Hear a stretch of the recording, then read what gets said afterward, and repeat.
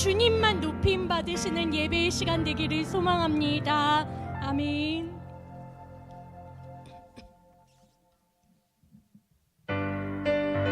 하나님의 약속을 신뢰하며 힘차게 함께 찬양하겠습니다.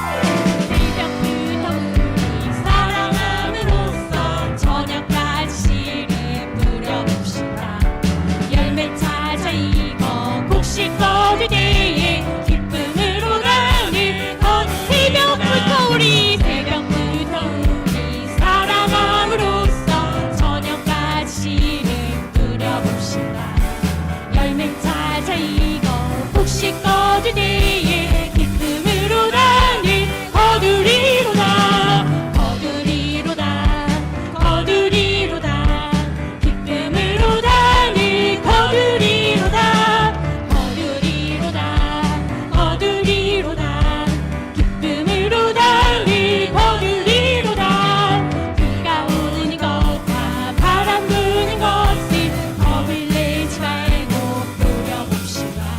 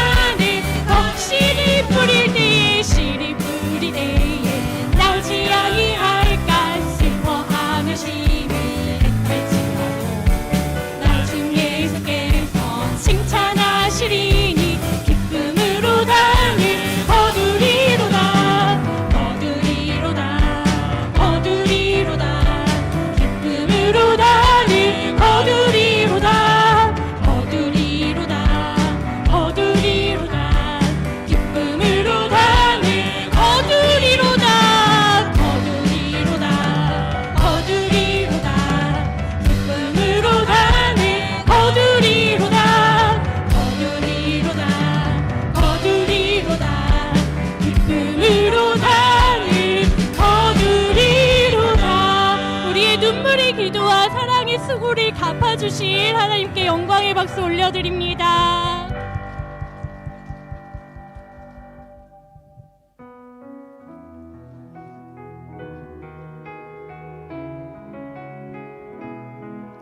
우리 삶의 모든 순간이 은혜이며 감사입니다. 오늘 숨을 쉬는 것 감사. 오늘 숨을 쉬는 것 감사. 나를 구원하신 것 감사. 내 뜻대로 안 돼도 주가 인도하신 것 모든 것 오늘 숨을 쉬는 것 감사. 오늘 숨을 쉬는 것 감사. 나를 구원하신 것 감사. 내 뜻대로 안 돼도 주가 인도하신 것 모든 것 감사. 내게 주신 모든 것 감사. 때론 가져가심도 감사.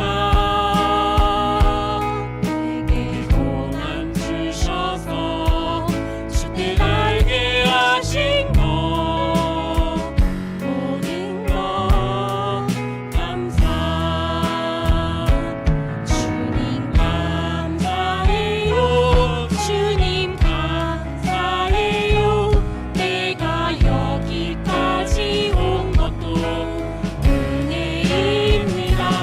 주님 감사해요. 주님 감사해요.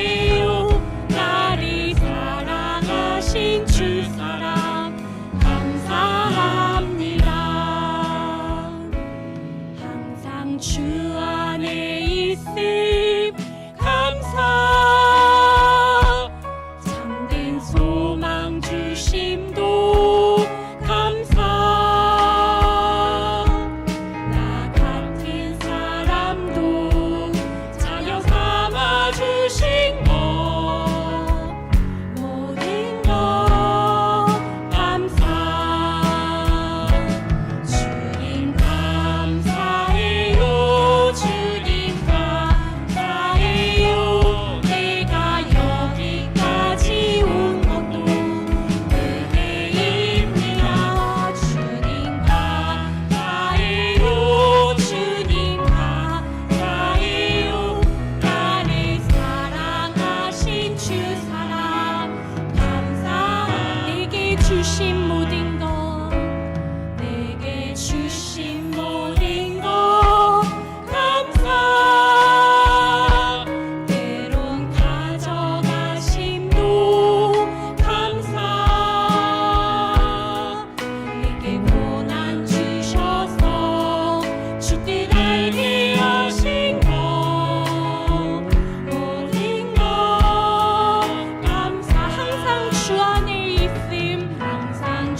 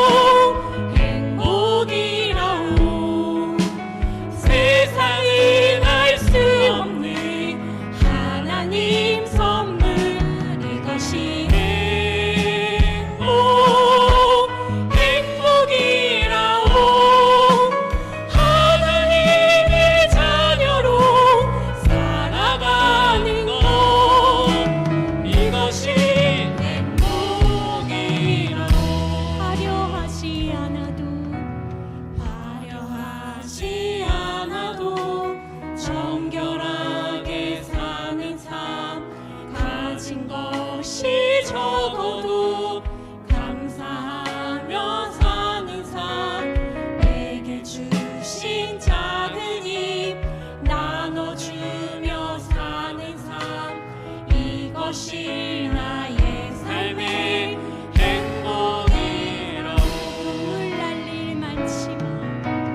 눈물 날 일 많지만 기도할 수 있는 것, 억울한 일 많으나 주를 위해 참는 것, 비록 짧은 작은 삶 주 뜻대로 사는 것, 이것이 나의 삶의 행복이라고. 이것이 행복이라고. 세상은 알 수 없는 하나님 선물, 이것이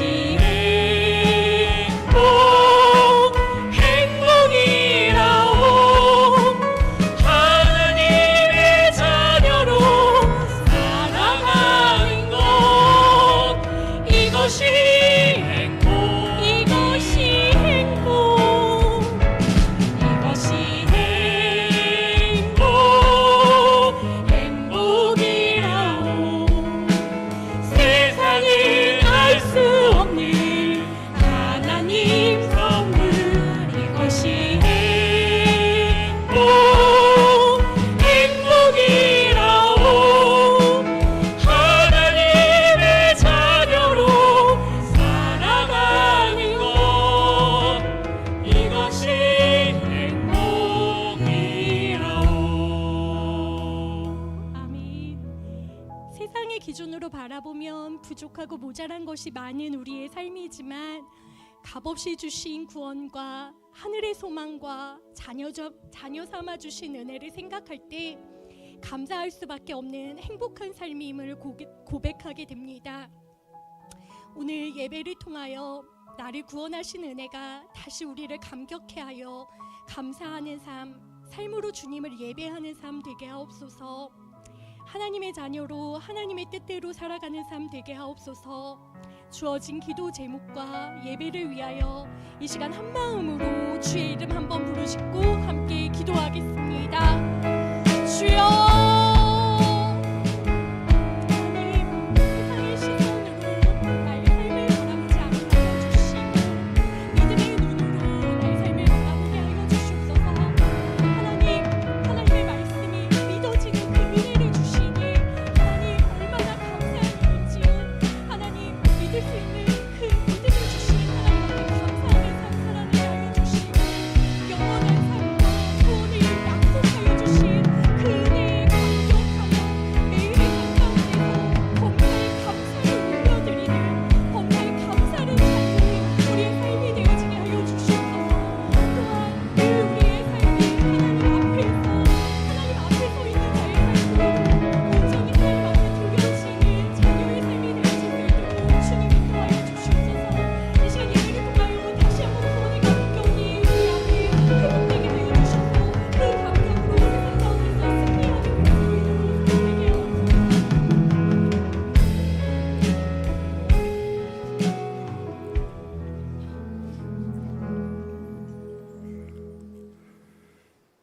다 함께 묵도하심으로 주일 저녁 예배 하나님 앞에 드립니다.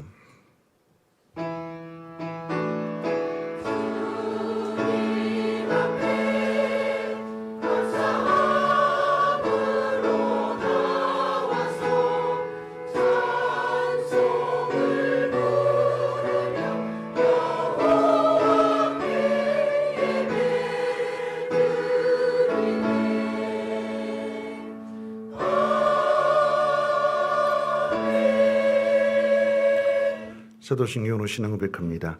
전능하사 천지를 만드신 하나님 아버지를 내가 믿사오며 그 외아들 우리 주 예수 그리스도를 믿사오니 이는 성령으로 잉태하사 동정녀 마리아에게 나시고 본디오 빌라도에게 고난을 받으사 십자가에 못 박혀 죽으시고 장사한 지 사흘 만에 죽은 자 가운데서 다시 살아나시며 하늘에 오르사 전능하신 하나님 우편에 앉아 계시다가 저리로서 산자와 죽은 자를 심판하러 오시리라.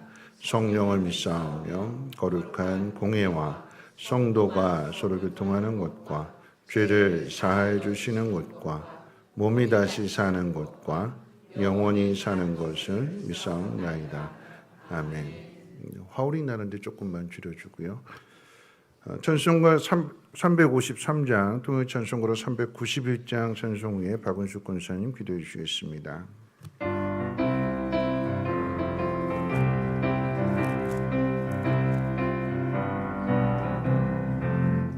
십자가 근병되어서 예수를 따를 때 무서워하는 마음으로 주 모른 죄 할까.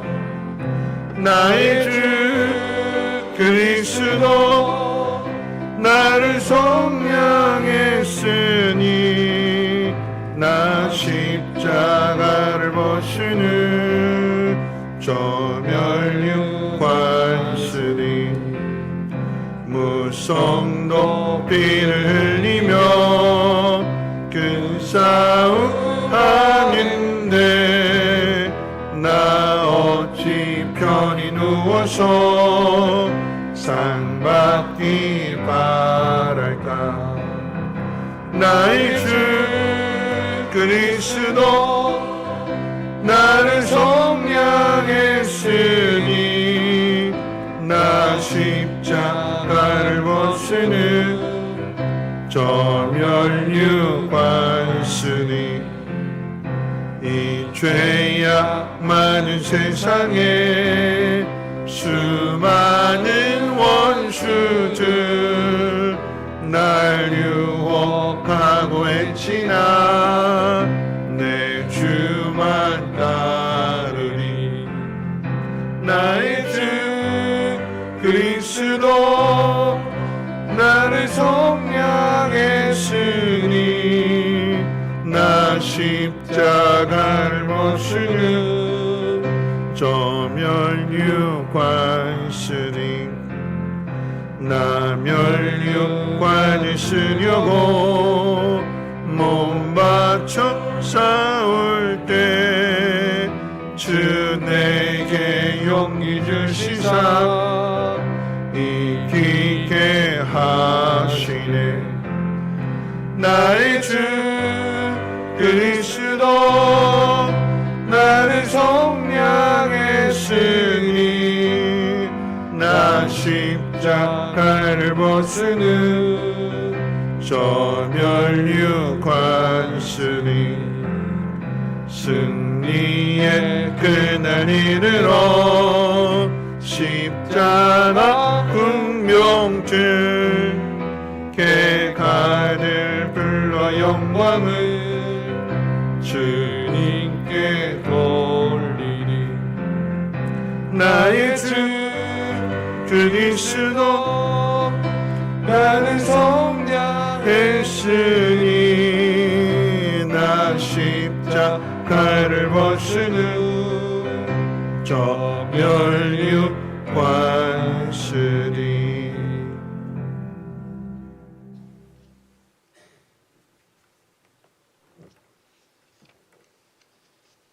기도드립니다. 어리석고 부족한 저희들을 사랑으로 품으시고 자녀 삼아주신 주님께 감사와 영광을 돌립니다. 감사하는 만큼 우리가 주의 뜻을 쫓아 살아가지는 못했지만 용서하여 주시고 어떠한 형편과 처지에 있을지라도 감사하고 기뻐하며 주의 도우심을 기도하고 흔들림 없이 주의 길을 가는 순례자로 부족함 없게 하옵소서. 올 여름과 가을은 유난히도 많은 비가 있어 어려움을 겪는 사람들이 많았는데 그들을 위로하시고 힘주시기를 바랍니다. 또한 그러한 가운데에도 어김없이 추수할 수 있는 풍성한 계절을 허락하여 주심을 감사드립니다. 우리의 신앙에도 이 가을처럼 풍성하고 넉넉한 사랑을 나누고 한마음이 되는 주의 자녀로 분이 되고 덕이 되는 삶으로 누군가에게 유익과 도움을 주게 하옵소서. 이 시간 주님의 말씀을 전하시는 담임 목사님 영육간에 강건케 하시고 말씀으로 기도로 사랑으로 성도들을 잘 이끌어 가시기에 부족함 없게 하시고 예배를 사모하지만 영적으로 육적으로 힘들고 지쳐있는 성도들을 강건케 하셔서 이 자리에 함께하는 주의 자녀로 부족함 없게 하옵소서. 성민재단에 속한 어린 유치부부터 장년부에 이르기까지 지켜주시고 주의 은혜로 분별력 있게 하셔서 후회 없이 부끄러움이 없게 하시고 우리의 이 예배를 받아주시옵기를 간절히 기도합니다. 모든 말씀을 우리 주 예수 그리스도의 이름으로 기도드립니다. 아멘.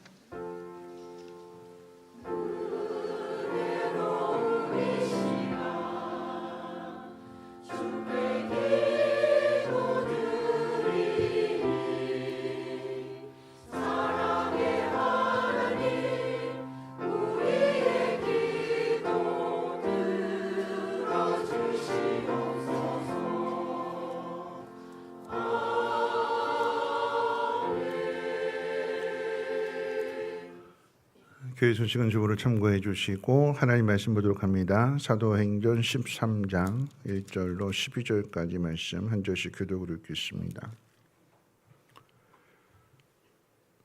사도행전 13장 1절로 12절까지 신약성경 208페이지고요. 한 절씩 교독으로 읽겠습니다. 안디옥 교회에 선지자들과 교사들이 있으니 곧 바나바와 니게르라 하는 시므온과 구레네 사람 루기오와 분방왕 헤롯의 젖동생 마나인과 및 사울이라. 주를 섬겨 금식할 때 성령이 이르시되 내가 불러 시키는 일을 위하여 바나바와 사울을 따로 세우라 하시니 이에 금식하며 기도하고 두 사람에게 안수하여 보내니라. 두 사람이 성령의 보내심을 받아 술루기아에 내려가 거기서 배 타고 구브로에 가서 살람에 이르러 하나님의 말씀을 유대인의 여러 회당에서 전할세 요한을 수행원으로 두었더라. 온 성 가운데로 지나서 바보에 이르러 바예수라는 유대인 거짓 선지자인 아수사를 만나니 그가 총독 서기오 바울과 함께 있으니 서기오 바울은 지혜 있는 사람이라. 바나바와 사울을 불러 하나님의 말씀을 듣고자 하더라. 이 마술사 엘루마는 이 이름을 번역하면 마술사라. 그들을 대적하여 충동으로 믿지 못하게 힘쓰니 바울이라고 하는 사울이 성령이 충만하여 그를 주목하고 때 모든 거짓과 악행이 가득한 자여 악의 자식이요 모든 이의 원수요 주의 바른 길을 굳게 하기를 그치지 아니하겠느냐. 보라 이제 주의 손이 내 위에 있으니 내가 맹인이 되어 얼마 동안 해를 보지 못하리라 하니 즉시 안개와 어둠이 그를 덮어 인도할 사람을 두루 구하는지라. 이에 총동이 그렇게 된 것을 보고 믿으며 주의 가르치심을 놀랍게 여기니라. 아멘. 호산나 찬양 대찬양 읽겠습니다.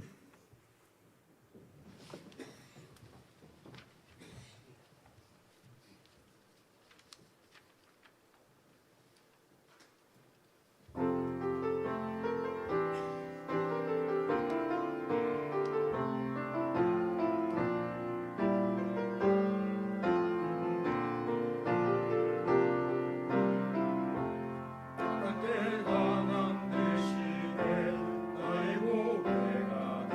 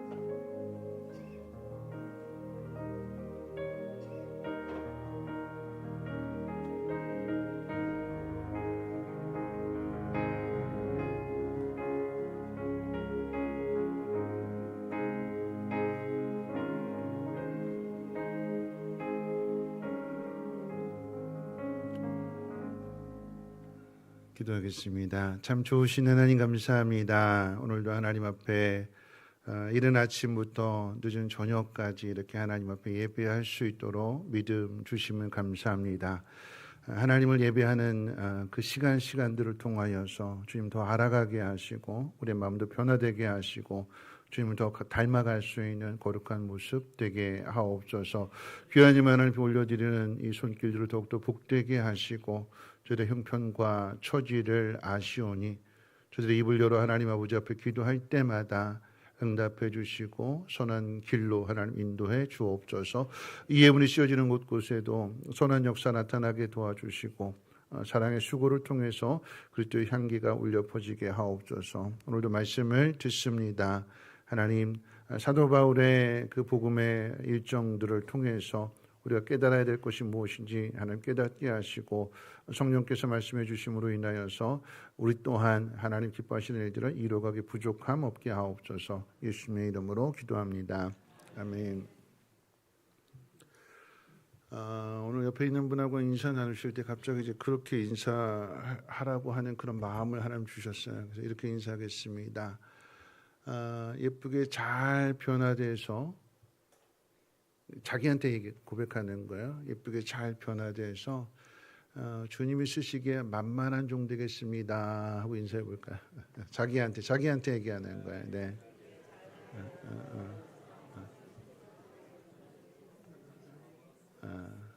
까칠한 사람 말고 주님이 이걸 시켜도 할 수 있는 만만한 사람이 되는 게 그게 진짜 변화가 되는 거죠. 그래서 옆에 분하고 인사할 때 이렇게 이야기했습니다. 조금만 공사 중이니까 조금만 기다려 주시고 기도해 주세요. 네.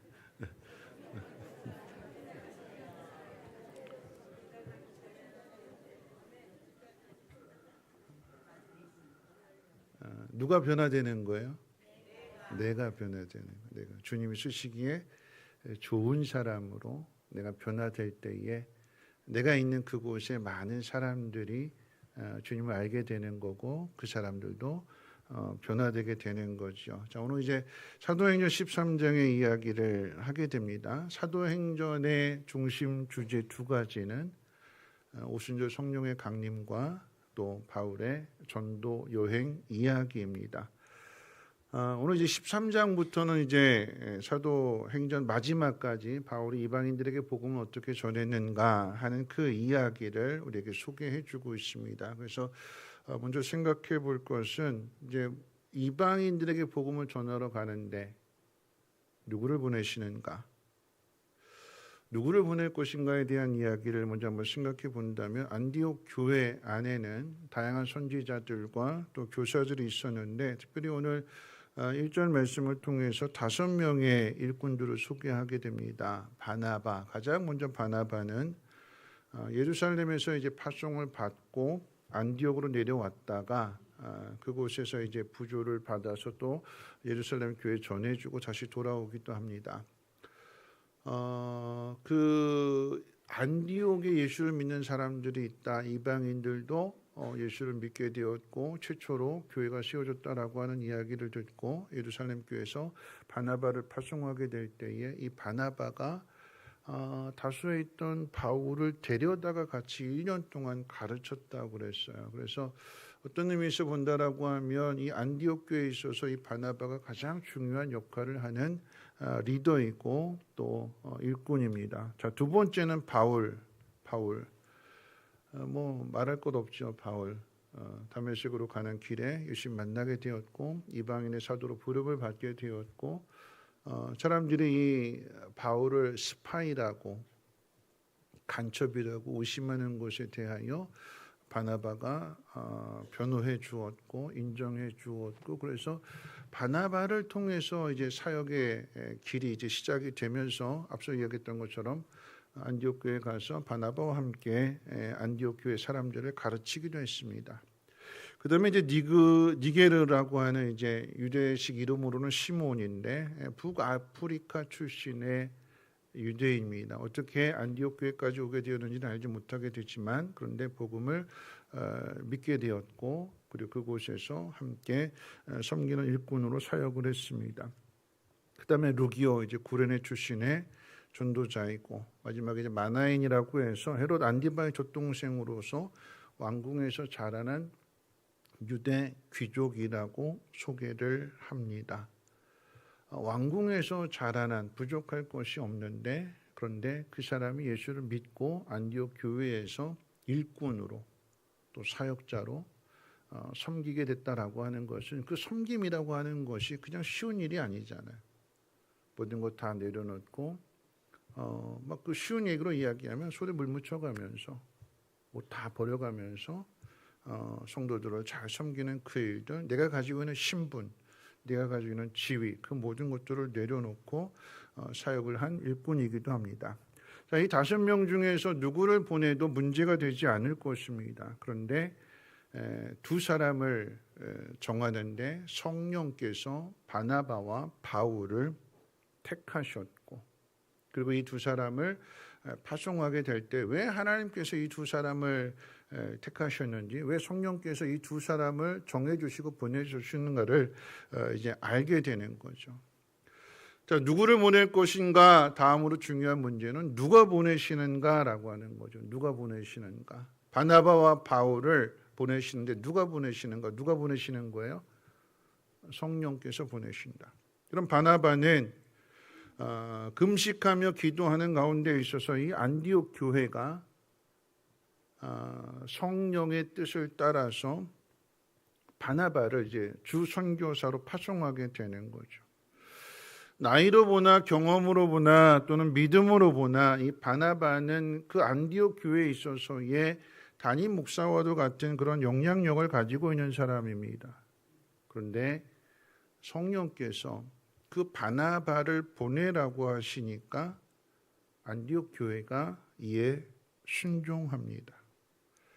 파송을 받는 바나바도 그리고 파송을 하는 안디옥 교회도 희생을 감수하고 순종하는 거예요.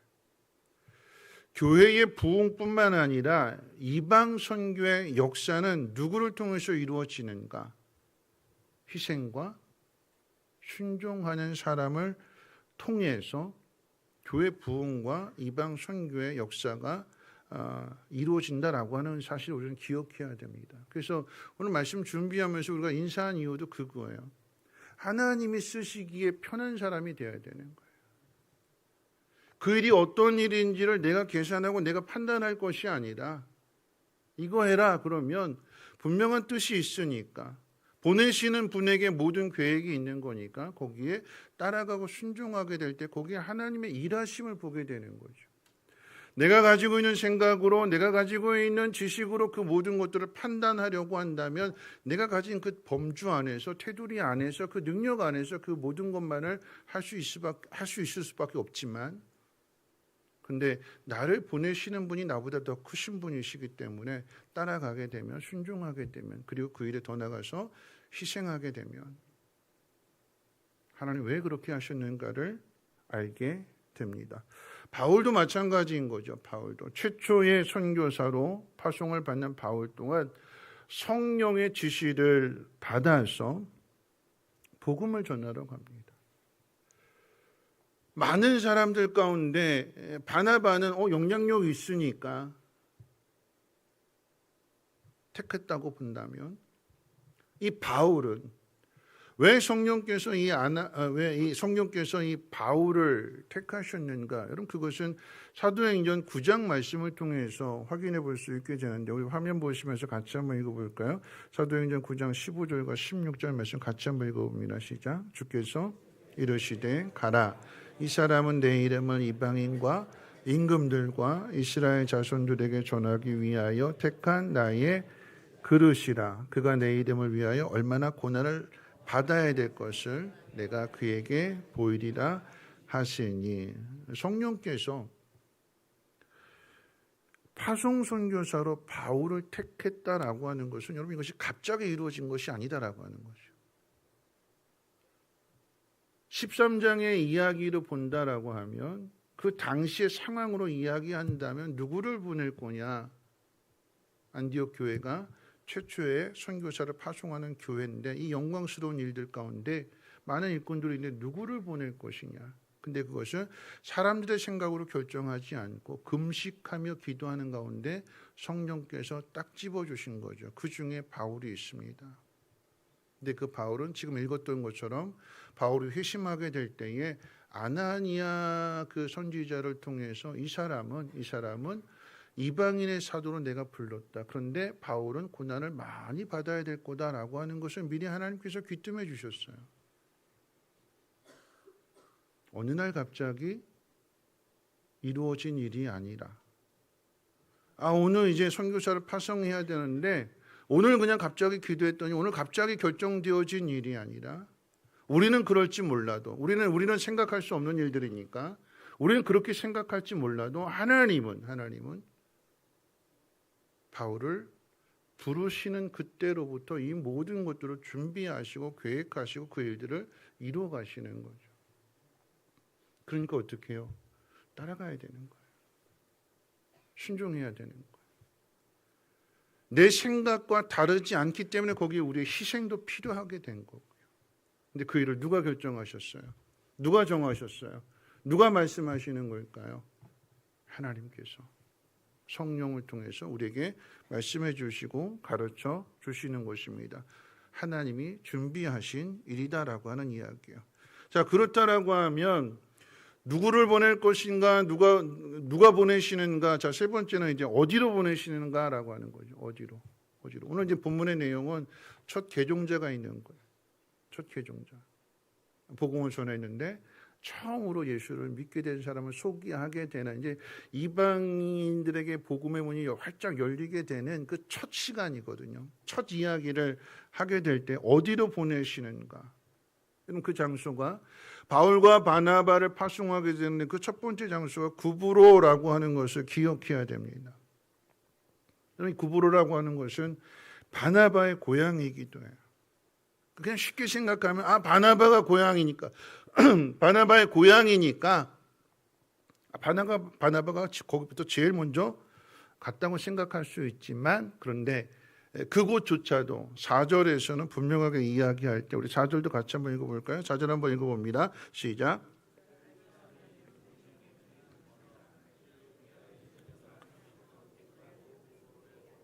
자, 누가 보내셨대요? 성령께서. 어디로 보내셨는가? 구브로에. 그 구브로라고 하는 것도 정해 주시는 것도 성령께서 정해 주시는 거죠.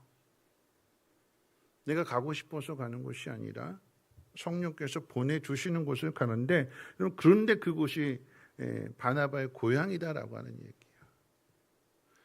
우선순위를 잘 보세요. 우선순위를 내 고향이니까 나 거기 갈 거야. 그게 아니라 성령께서 나를 보내시는데 보니까 거기가 내 고향이에요. 그러면 왜 성령께서 이 바나바의 고향으로 보내시는 걸까요? 선교의 원리가 있는 거죠. 왜냐하면 바나바의 입장에서 지금의 상황으로 본다면 바나바와 바울 가운데 이 주도권은 누가 가지고 있느냐? 나이도 많고 연륜도 있고 경험도 있고 믿음도 좋은 바나바가 주도권을 가지고 있어요. 주도권을 가지고 있는 바나바의 고향으로 두 사람을 보내십니다. 바나바가 자기 고향으로 가서 복음을 전하게 된 이유는 뭐냐면 자기 고향 사람들을 사랑하는 마음이 그 마음 속에 있기 때문에 그 성령께서 그걸 아시니까 그리로 보내시는 거예요. 이것은 단지 바나바만의 마음만은 아닙니다. 여러분 바울도 똑같은 마음을 가졌잖아요. 그래서 로마서 9장 말씀 가운데 보면 이제 앞으로 이제 복음을 전하러 갈 때 바울이 가장 먼저 찾는 것이 유대인들의 회당이에요. 이방인들에게 복음을 전하러 갔는데 이방인들을 먼저 부딪히고 이방인들에게 복음을 전하는 것이 아니라 간 곳곳마다 유대인들의 회당을 먼저 찾아가서 그곳에서 듣든지 안 듣든지 복음을 전합니다. 그래서 로마서 9장 말씀 가운데 보면 뭐라고 이야기하냐면 유대인들이 구원받는 일에 대하여 내 이름이 생명책에서 지워진다 할지라도 아니 내 이름이 그리스도에게서 저주를 받는다 할지라도 나는 유대인들이 구원받기를 원합니다. 그렇게 고백했어요. 그런데 아이러니하게도 보십시오. 바울이 가는 곳곳마다 핍박을 받아요. 근데 누구로부터 인한 핍박인가 하면 누구로부터 인한 핍박이에요? 유대인들로 인한 핍박이에요. 유대인들이 기독교가 전파되어지는 것, 복음이 전파되어지는 것이 싫어서 바울이 가는 그곳마다 소동을 일으키게 되는 거고 고발하게 되는 거고 그래서 힘든 일들을 겪게 되는데 그럼에도 불구하고 바울은 어떻게 해요? 누구를 제일 먼저 복음을 전한다고요? 누구에게? 유대인들에게. 복음을 전하는 사람의 마음이 어떤가를 보는 거죠. 아, 그냥 우리가 쉽게 생각할 때에 팔이 안으로 굽는구나 그렇게 생각할 수도 있겠지만 내가 정말 사랑하는 사람들, 그런데 그 사랑하는 사람들은 어디서부터 시작이 되는 거예요? 복음의 원리도 똑같은 거죠. 저 멀리 땅끝까지 가야 되는데 처음부터 땅끝에 가는 게 아니라 어디서부터 시작이 되는 거예요? 예루살렘, 온 유대, 사마리아, 그리고 그 다음에 이제 이방 지역 안디옥부터 시작해가지고는 이제 구부로 이렇게 하면서 복음이 전파되어지게 되는 거예요. 어디서부터요? 내 주변으로부터. 그래서 멀리 있는 사람에게 복음을 전할 수도 있지만, 여러분 멀리 있는 사람과 가까이 있는 사람의 특징이 뭘까요? 차이가 뭘까요? 가까이 있는 사람과 멀리 있는 사람의 차이가 뭐지요? 멀리 있는 사람 멀리 있으니까 잘 안 보여요. 근데 가까이 있는 사람은요, 가까이 있으니까 잘 보이고 자주 만날 수 있고 그러니까 어떻게 해요? 더 많이 알게 되는 거죠. 더 많이 알게 되니까 아는 것만큼, 그 관계가 깊어지는 것만큼, 사랑하는 것만큼 이 영혼이 하나님 앞에 돌아오기를 원하는 그 마음으로부터 복음의 전도가 시작된다라고 하는 것을 오늘 성경이 우리에게 가르쳐주고 있는 것입니다. 아, 그냥 고향이니까, 유대인이니까 그런 의미가 아니라 그 영혼들을 품는 거고 그 영혼들을 사랑하는 거고, 그러다 보니까 어떻게 해요? 아, 내가 사랑하는 이 사람들이 하나님 앞으로 돌아왔으면 좋겠다, 예수 믿었으면 좋겠다 하는 마음으로 전도를 하더라라고 하는 것입니다. 자, 그 다음에 이어지는 이야기를 한번 생각해 본다면 드디어 이제 첫 선교지에서 생긴 일 두 가지를 이야기하는데, 첫 번째는 이제 개종자가 생기게 됩니다. 그 구브로 지역을 다스리는 구브로 총독 서기오 바울이 예수를 믿게 되었다라고 하는 이야기를 기록하고 있는데, 그런데 거기에 바예수라고 하는 마술사가 방해를 합니다. 여러분, 이 사람은요, 바예수라고 하는 사람은 그 당시에 항상 총독 정도 되는 그런 지위를 가지고 있는 사람들은 어떤 일들을 결정하게 될 때에, 그러니까 하나님 믿는 사람들이 아니니까, 이방인들이니까 그 일을 진행할 때 이게 될 거냐 안 될 거냐고 우리식으로 이야기한다면 무당 불러다가 점을 치는 거예요. 점을 치는 거예요. 이게 될 거냐 안 될 거냐. 굿 한번 해라. 그래서 뭐 신의 도움을 한번 받아야지. 그래서 항상 총독 곁에는 이 박수 또는 뭐 마술사 아니면 무당 이런 사람들이 꼭 있는 거죠. 그런데 바울과 바나바가 와서 이 총독에게 복음을 전하게 돼서, 그래서 이 총독이 예수를 믿게 되면 이 바예수는 어떻게 되는 걸까요? 잘리는 거예요. 잘리는 거예요. 예수를 믿게 되면, 이 총독 서기오 바울이 예수를 믿게 되면 이 무당이 할 일이 없어지는 거잖아요. 그러니까 어떻게 해요? 방해하는 거죠. 방해하는 거. 무슨 이야기일까요? 이런 복음이 전해지는 곳에는 항상 영적 싸움이 있다라고 하는 거예요. 반대가 있고요, 부딪힘이 있고요. 그걸 이겨내는 게 복음이 전파되어지게 되는 거죠. 단순한 그냥 오늘 이것으로 끝나는 것이 아니라 이게 계속 지속되는 게 뭐냐면, 사도행전 16장 가운데 보면 바울이 2차 전도 여행 가게 될 때 빌립보 지방에 이르렀는데 거기 귀신 들려서 점치는 종을 고쳐줬더니 그 주인이 수입이 끊어진 거 보고 열받아 가지고 고발하잖아요. 계속해서 방해하는 거예요. 가로막는 거예요. 하나님 원하시는 일들 이루어갈 때 거기 끊임없는 영적인 싸움이 존재한다라고 하는 것을 오늘 이 13장의 이야기가 우리에게 그것을 가르쳐 주고 있습니다. 자, 또 한 가지 어떤 일이 있느냐? 오늘 이제 말씀 가운데 보니까 마가 요한에 대해서 소개를 하고 있습니다. 우리 5절 말씀 같이 한번 읽어볼까요? 5절 말씀 함께 읽어봅니다. 시작. 하나님의 말씀을 유대인은 여러 회당에서 전할세 요한을 수행원으로 두었더라. 여기서 말하는 요한, 마가 요한입니다. 마가 요한인데 예루살렘 본토 바기로서 그 엄마의 이름은 이제 마리아이죠. 마가는 로마식 이름이고 요한은 유대식 이름입니다. 그냥 붙여서 그냥 함께 마가 요한이라고 부르게 될 때 구별하기 위해서 이 마가 요한은 바나바의 조카이기도 합니다. 그래서 삼촌을 따라서 안디옥에 갔다가 삼촌이 파송받게 되니까 함께 따라가서 바울과 바나바를 수행하게 되는 비서 역할들을 하게 되는 거죠. 여기까지는 참 좋은 이야기입니다. 그런데 이제 다음 주에 살펴보게 될 그 다음 이야기에 보면 이 마가 요한이 출발은 수행원으로 같이 출발했는데 내가 삼촌 도와줘야지 하고 따라왔는데 13절에 보면 중간에 도망가 버립니다. 도망가 버려요. 지금 우리가 복음을 전하는 데 있어서의 어려움은 이렇게 뭐 바 예수처럼 드러내놓고 대적하고 못살게 굴고 핍박하는 사람도 있지만 복음을 전하는데 어려움이라고 하는 것은 뭐냐면 이 사람은 내 편이고 나 도와줄 사람이고 그런 줄 알았는데 그 속에 중간에 도망가 버리는 사람이 있다라고 하는 이야기예요. 이건 드러나지 않은 거예요. 오늘 이 12절까지의 이야기를 본다라고 하면 그러면 첫 번째 괴종자도 생기게 되는 거고 바 예수가 반대를 했는데 그 바 예수가 하나님의 심판을 받아서 눈도 멀게 되고 이런 일들을 통해서 복음이 확 퍼져나갈 줄 알았는데 그러지 않고 성경 무슨 이야기 하냐면 마가 요한이 도망갔더라.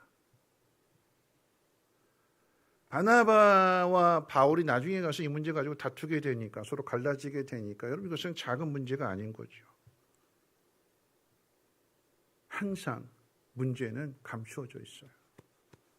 감추어져 있는 문제가 더 큰 문제가 되는 거예요. 대놓고 드러내놓고 대적하는 사람들은 같이 합심해서 바울과 바나바가 합심해서 물리칠 수 있는데 감추어져 있는 이 문제는 그리고 내부에서 일어나는 이 문제는 두 사람을 갈라지게 만들어요. 그래서 더 힘든 문제예요. 더 속이 상하는 문제입니다. 자, 이 모습을 통해서 오늘 이제 말씀의 의미를 한번 생각해 본다면 여러분 이 이야기는 항상 하나님 원하시는 일들을 이루어갈 때마다 우리가 기억해야 되는 것은 반드시 어려움이 있다.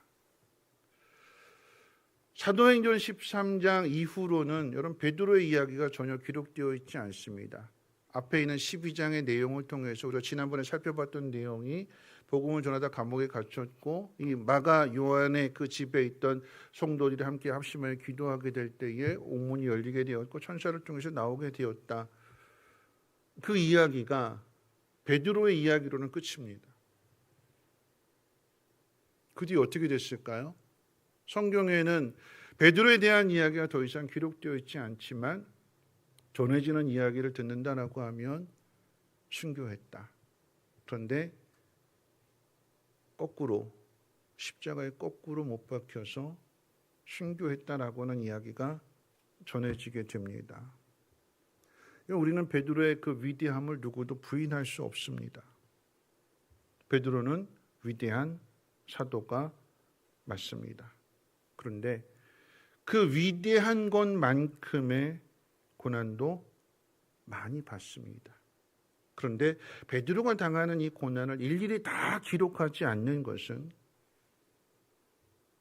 베드로가 당한 그 고난이 복음의 위대함을 가로막지 못했기 때문에 하나님이 베드로를 통해서 하시고자 했던 그 모든 일들, 고난을 당했고 어려움을 당했고 감옥에도 갇혔고 그 뒤에 가서는 순교까지도 당하게 되지만 그 어려움들이 베드로가 하고자 하는 복음을 전하는 예수를 증거하는 제자를 삼는 그 일을 가로막지 못했습니다. 베드로가 대단해서 위대한 사람이 되는 것이 아니라 베드로가 가슴에 품은 그 복음이 위대한 복음이기 때문에 그가 복음을 가지고 가니까 사람들이 이 베드로를 죽이지 못해서 안달이 났는데, 그리고 끝내는 죽임을 죽였는데, 그럼에도 복음은 어떻게 해요? 전해지더라. 그럼에도 어떻게 그 마가 요한이 베드로의 종이 되어서 일일이 편지에 다 써주게 되는 거고, 그런 일들을 감당하게 되더라라고 하는 것입니다. 이것은 베드로만의 이야기도 아니죠. 바울의 이야기도, 오늘 주인공이 되는 바울도 똑같습니다. 바울로 이야기한다면 기독교 역사상 가장 위대한 복음 전도자이고 교사이기도 합니다. 세상 모든 민족을 구원하기 위해서 하나님께서 택하셨고 부르신 하나님의 일꾼이라고 하는 것을 우리는 다 압니다. 그런데 하나님은요, 바울이 그 일들을 감당할 것을 작정하셨지만 그 일을 바울에게 다 가르쳐 주시지 않으셨어요. 아나니아에게 뭐라고 말씀하시냐면 바울이 고난을 당할 거다. 그것도 아주 많이. 일은 바울이 하는데 바울에 대한 이야기는 하나님께서 아나니아에게 귀뜸해 주셨어요. 바울에게는 일체 너 고난 많이 당할 거야 그러지 않으셨어요. 왜 그러실까요? 왜 바울에게 직접 야 너 고난 많이 당할까 그 얘기 안 하실까요? 왜 다른 사람에게 해주실까요? 왜 하나님이? 그 얘기하면 어떻게 되죠? 안 한다고 그러잖아요. 아우 나 못해요. 그러니까 하나님께서 바울에게 그 얘기 안 하셨어요.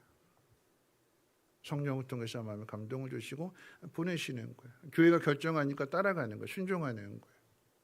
그런데 간 그곳에서 어려움을 만나게 됩니다. 우리는 항상 그럴 때 그러잖아요. 좀 미리 좀 말씀해 주시면 좋은데.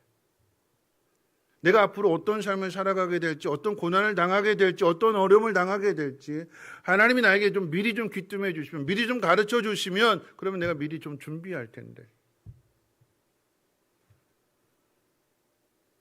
하나님이 우리에게 주시는 고난을 우리가 미리 준비한다면 당해낼 수 있을까요? 하나님이 우리에게 주시는 고난을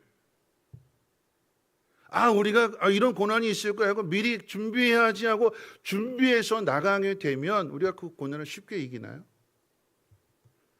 그럼 하나님 필요 없죠. 내가 준비해서 내가 부딪혀서 내가 이겨내는 것이라고 한다면 하나님의 필요가 없어요.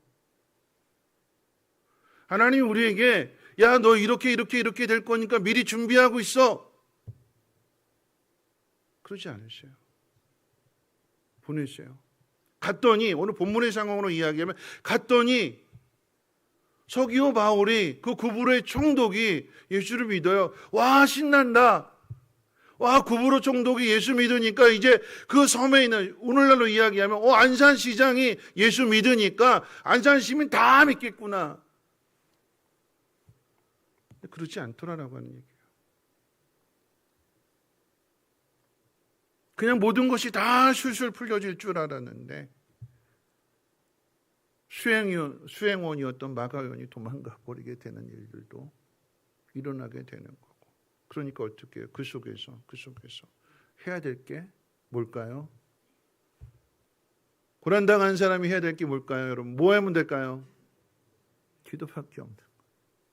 기도하게 하시는 거예요. 누가 하신다고요? 하나님이 하신다고. 여러분이 당하는 고난, 내 인생이 술술 풀려나갈 줄 알았는데 왜 어려움을 당하는가? 뭐 하라고요? 기도하라고요. 그럼 어떻게 한다고요? 하나님이 도우시겠다고요. 바울이 이방인의 사도로 부름을 받았지만 여러분 그가 가지고 있는 이 배경을 본다라고 하면 바울이 개종하기 전에 그 유대 사회에서 엘리트 중에 엘리트였어요. 바울이 하고 있는 일에 대해서 그 누구도 감히 태클을 걸지 못했어요. 너무 잘 나갔어요. 그런데 바울이 개종을 해서 복음을 전하려고 하니까 많은 반대를 당하게 되고 많은 비판을 받게 되고 이방인들에게 복음을 전해서 교회가 세웠는데 그 이방인들 교회에서 끊임없이 바울에게 제기하는 게 뭐냐면 야 바울이 사도가 맞냐라고 하는 거예요. 바울이 정말 사도가 맞냐? 우리가 저 사람의 말을 믿어야 되느냐? 끊임없이. 바울도 그걸 알기 때문에 여러분 그 고린도 후서 4장 말씀 가운데 보면 이렇게 고백하게 되는, 우리 성경 같이 한번 찾아볼까요? 성경 말씀 고린도 후서 4장 7절에서 10절 말씀 같이 한번 읽어봅니다. 함께 읽겠습니다. 시작.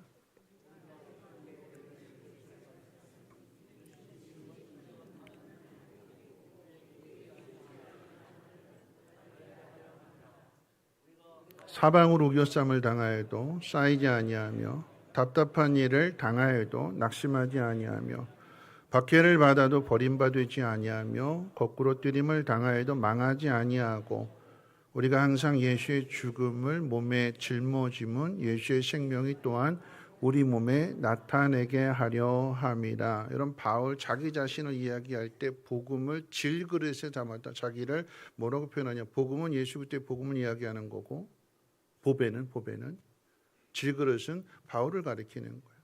깨지기 쉬운 그릇. 나는 깨지기 쉬운 사람이다. 볼품없는 그릇이다라고 하는 고백입니다. 그리고 또 뭐라고 이야기하면 고린도전서 4장 9절에 또 이렇게 이야기했어요. 우리 고린도전서 4장 9절 화면 보시고 같이 한번 읽어볼까요? 시작.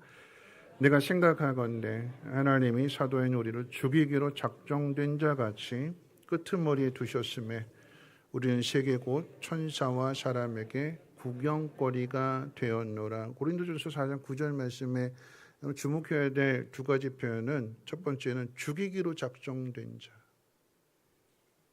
죽어 마땅한 사람이요. 죽을 사람이요. 그러니까 어떻게 해요? 함부로 대하겠죠. 죽이기로 작정되어졌으니까 함부로 대할 수 있는 사람이 됐어요. 그리고 뒤에 뭐라고 얘기했냐면 끄트머리에 있는 자. 앞에 있지 않고 맨 끄트머리에 있대요. 볼품 없다라고 하는 거죠. 그가 많은 재능을 가지고 있었는데 그 재능이 복음을 전하는 데 있어서 사용되어지지 않고 오히려 사람들의 욕을 먹고 볼품 없고 끄트머리에 있고 기대할 만한 것이 아무것도 없고 말도 어눌하고 뭐 용모도 핸섬한 거 아니고 키도 작고 매력 있는 게 아무것도 없대요. 머리에 든 건 많은데 지식은 많은데 그걸 표현해내는 그런 일들도 서툴러서 글은 잘 쓰는데 설교는 꽝이다. 그런 이야기. 하나님이 복음을 전하게 하실 때 모든 것들을 다 갖추어서 보내시지 않고 하나님이 좋은 것으로 도와주시지 않고, 그러니까 표현하면 그런 거예요. 저도 그런 이야기 들었으면 좋겠어요. 뭐냐면 제가 이렇게 설교를 하고 있는데 방송실에서 목사님 잠깐만요. 목사님 뒤에 설교하시는데 뒤에 막 천사가 막 이렇게 목사님이 말씀을 전하고 있는데 뒤에 막 이렇게 영광스러운 그 후광이 막 비치고 있네. 막 이런 이야기 들었으면 좋겠는데 이런 이야기는 제가 교회에서 못 듣고 길을 가다가 들어요. 길을 갔더니 선생님 머리 위에 이렇게 빛이 비춰주는데 도를 아십니까? 막 이렇게. 도를 아십니까? 들어야 될 곳에서는 못 듣고 엉뚱한 데 가서 도를 아십니까? 엉뚱한 말 들어요. 하나님 우리에게 날개를 달아주시지 않는데요. 많은 것들을 주시지 않는데요. 죽이기로 작정된 자, 맨 끄트머리에 있는 자, 볼품 없고 보잘것 없고 기대할 만한 것이 아무것도 없는 그런 바울이 복음을 전해서 그 복음이 여기까지 오게 되었습니다. 누가 할까요? 하나님이 하신대. 하나님. 오늘 이 말씀 속에는, 말씀 정리할 때요, 이 말씀 속에는 좋은 이야기들만 있어요. 구부로에 있는 서기오 바울이 총독이 예수를 믿었다. 반대가 있었지만 그 반대하는 자가 하나님의 심판을 받았다. 근데 진짜 문제는 감추어져 있습니다. 그게 우리의 현실이에요. 이제 부딪히게 될 겁니다. 어려운 일로 이제 만나게 될 겁니다. 우리가 준비한다고 되어지는 일이 아니라 성령께서 보내시는 대로 우리가 순종하고 희생을 각오하고 나아간다면 그곳에서 하나님이 일하십니다. 우리가 해야 되는 건 어떻게 해요? 기도하는 것밖에 없어요. 오늘 낮에 말씀을 전할 때 하나님 믿는 사람과 믿지 않는 사람의 차이가 무엇이냐, 그 이야기를 하면서 이 땅에 복음이 전해진 그 선교사님들의 이야기를 했잖아요. 그 좋은 곳 다 버리고 이곳에 와서 정말 많은 어려움들을 겪습니다. 그분들의 마음 가운데 간절한 소망이 하나 있다면, 내가 여기서 죽어도 좋습니다. 죽음을 각오하고 하나님 앞에 기도하는 한 가지 소망은 뭐냐면, 하나님, 이 조선 사람들이 하나님의 복을 받았으면 좋겠습니다. 바울의 고백이었어요. 유대인들이 구원받았으면 좋겠습니다. 내가 그 일을 위해서 죽어도 나는 좋습니다. 바울의 그 각오가, 그 마음이 선교사님들에게, 이 땅에 복음을 전한 선교사님들에게 전해졌고, 여러분 놀라운 건 뭐냐면, 하나님 이 민족이 복을 받았으면 좋겠습니다. 그런데 그 복을 받아서 우리가 지금 그 일을 하고 있잖아요. 캄보디아에서, 필리핀에서, 아프리카에서. 누가 하시는 걸까요? 하나님이 하셔요.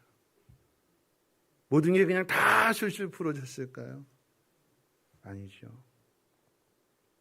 오늘 우리 한국교회가 이렇게 부흥할 수 있었던 것은 앞선 우리 세대의 그 간절한 기도였고, 내 가정보다도 내 미래보다도 하나님의 나라를 생각하는 그 희생이었고 순종이었습니다.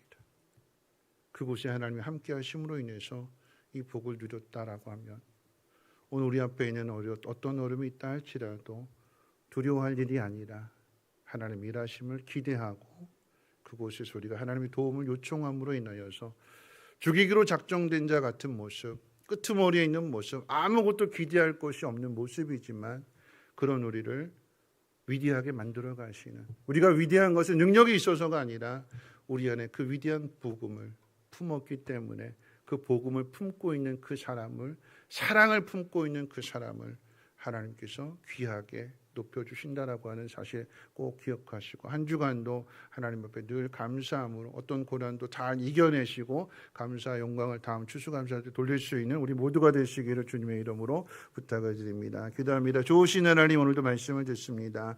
복음이 증거되어지는 그곳에 좋은 일들만 있는 것이 아니라 어려운 일도 있습니다. 그 어려운 일들은 가까운 곳에서 감추어져 있기 때문에 발견하지 못해서 큰 낭패도 당하지만, 그때 우리가 할 수 있는 것은 하나님 기도하는 일입니다. 기도할 때 우리를 긍휼히 여겨주시고 하나님 우리를 도와주셔서 하나님 일하심을 보게 하시고, 기도를 심었더니, 그리고 복음을 심었더니 그 복음을 통해서 우리 또한 하나님의 복받는 사람들 되게 하옵소서. 예수님의 이름으로 기도합니다. 아멘. 우리 찬송 바꿔서 우리 예배 전에 드렸던 우리 감사 찬송 함께 찬양하고 기도하고 주기도문으로 마칩니다.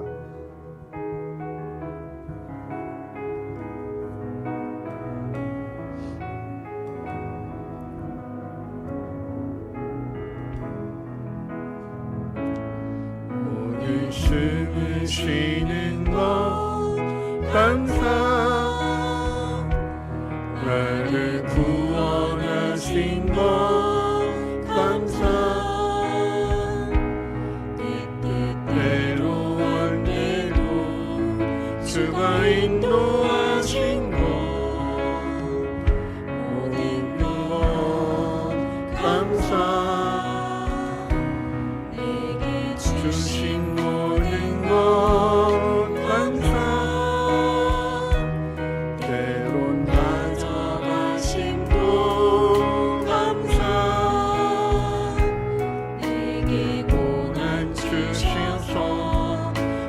알게 하신 것 모든 것 감사,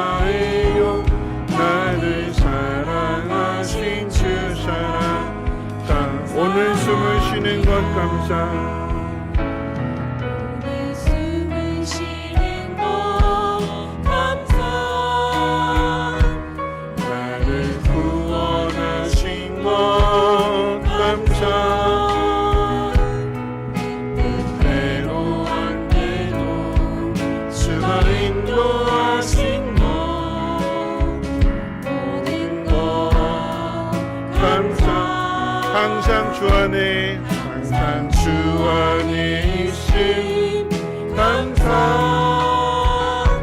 참된 소망 주심도 감사 나 같은 사람도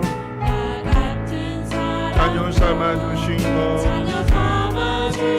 것 모든 것 감사 주님 감사해요 주님 감사해요 주님 감사해요 내가 여기까지 온 것도 은혜입니다 주님 감사해요 주님 감사해요 나를 사랑하신 주 주님 감사해요 주님 감사해요 주님 감사해요 내가 여기까지 온 것도 은혜입니다 주님 감사해요 주님 감사해요 나를 사랑하신 주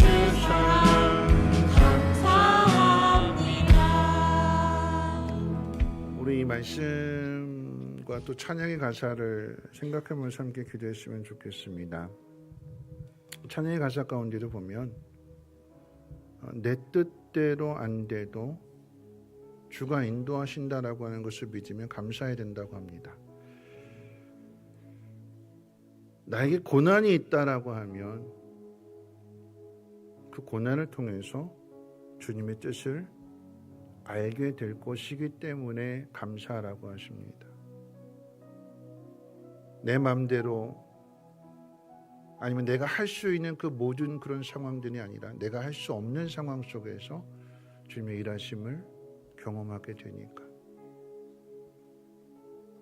그냥 순종하고 희생을 각오하고 나아갔더니 그런 나를 주님이 높여주시는 거예요.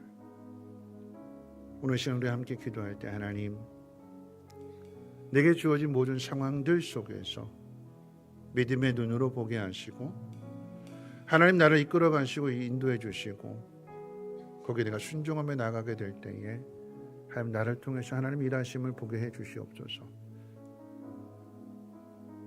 내 모습이 마땅히 주고 마땅한 사람이라 여김을 받는다 할지라도 끄트머리에 있는 것처럼 아무도 봐주지 않고 볼품없는 모습일지라도 묵묵히 잠잠히 하나님의 뜻에 순종할 수 있는 삶이 되게 하시고 힘들고 어려울 때 하나님 앞에 기도하는 부르짖는 그래서 하나님을 더 깊이 알고 그 하나님을 증거할 수 있는 믿음의 통로가 되게 해달라고 우리 함께 통성으로 하나님 앞에 기도합니다. 사랑 많으신 하나님 아버지 감사합니다. 하나님 우리가 걸어가는 그 길 모든 것이 다 형통하고 잘 될 것처럼 생각하지만 여러 가지 어려운 일들을 만나게 됩니다.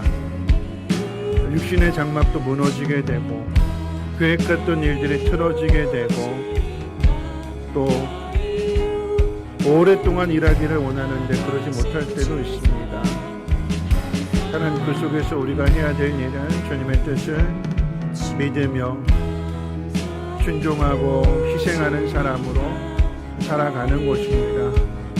그때 내 힘이 아닌 내 능력이 아닌 주님의 일하심을 보게 될 것이고 내가 내 손으로 수고하는 것보다도 내가 계획해서 그 일들을 이뤄가는 것보다도 오래전부터 계획하시고 주님 모르시는 바가 아니며 주님의 그때에 내 믿음이 성장하고 내 눈이 열려질 때까지 아니 내가 하나님 앞에 기도할 때까지 하나님 나를 기다려주시고 그리고 마침내 우리가 부르짖을 때 응답해 주시고 하나님 놀라운 능력을 나타내시는 그 주님을 믿습니다.